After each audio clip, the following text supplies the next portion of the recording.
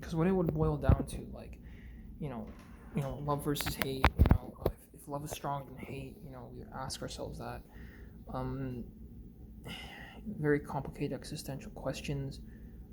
Why was I born? Why was I born the way I was?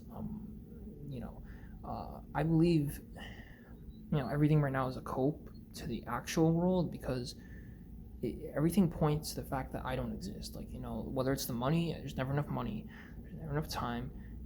All these people, they're always like bullying the person, right? And you kind of notice these things, and there's a particular thing, right? And it's particular, so it means like it's very like precise, right? So just for the record,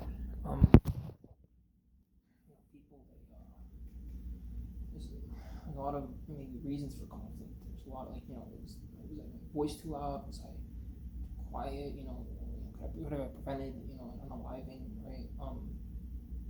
Like people ask themselves that, right? And the thing is in kind of borrowed time, like, because some of these people we talk about, the ones that aren't around anymore, like from Hollywood and all that, like um,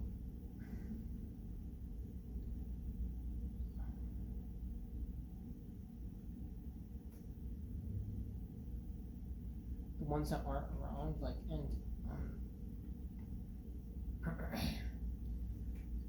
why they got in that position of power in the first place. And obviously, we're going to ask, what is my purpose, right? And maybe I didn't have one yet. I don't have one yet, right? But someday I will.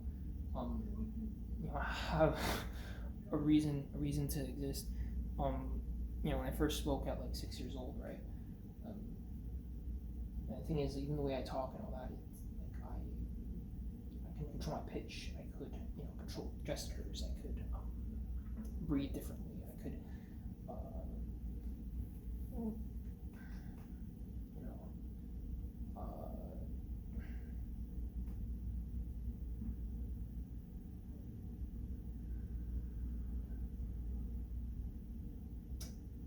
like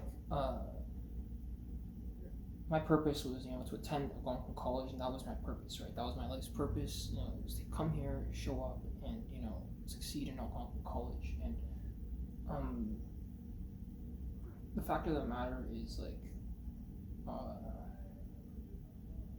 impulse control and behavioral issues in school. Of course, I don't want to be born with behavioral issues. I don't want to be. I don't consider myself to be a person with behavioral issues, right? Like, um, why the white man is the way they are, I don't know. I feel like there's something is weird about, like, our culture, where, like, everything is very strict. I think the strictness of the society is what led it to fall apart. Um, uh, I struggle. I struggle on a daily basis. I didn't think things would, like, get out of this control. Um,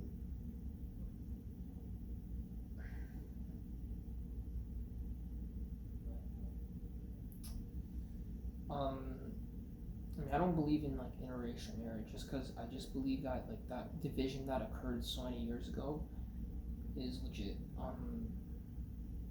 I don't believe everything I say should, people should take me everything I say seriously, right? Like, I could be I'm just a thought at the back of my mind. I'm not the one telling anybody what to do. If I you know things are set up maybe in a certain way for a reason.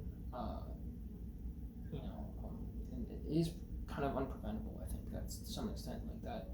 Some people are born with these, you know, infectious diseases, um, and obviously consciously, like it's great what consciousness can achieve, but it's a shame that humanity does what it does. Um,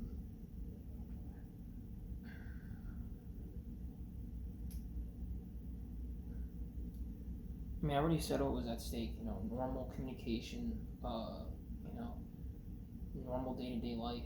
Maybe even the past is being altered because of what happened, what's happening now in the present. Um, the people in the past they're just completely utterly shocked. Um,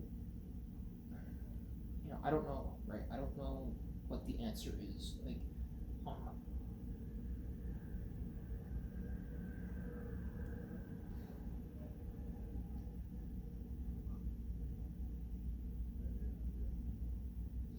I mean, they say that the world did end in 2012, and the evidence is overwhelming for the same reasons. And again, like, um, I didn't know at the time, like when I was 11 years old, I would have done something. I would have talked to the person. I would have, because again, I'm not obligated to like, be a nice person according to Canadian society. Um, I'm not obligated to be like a nice person per se, but like, um, try to be, but like, I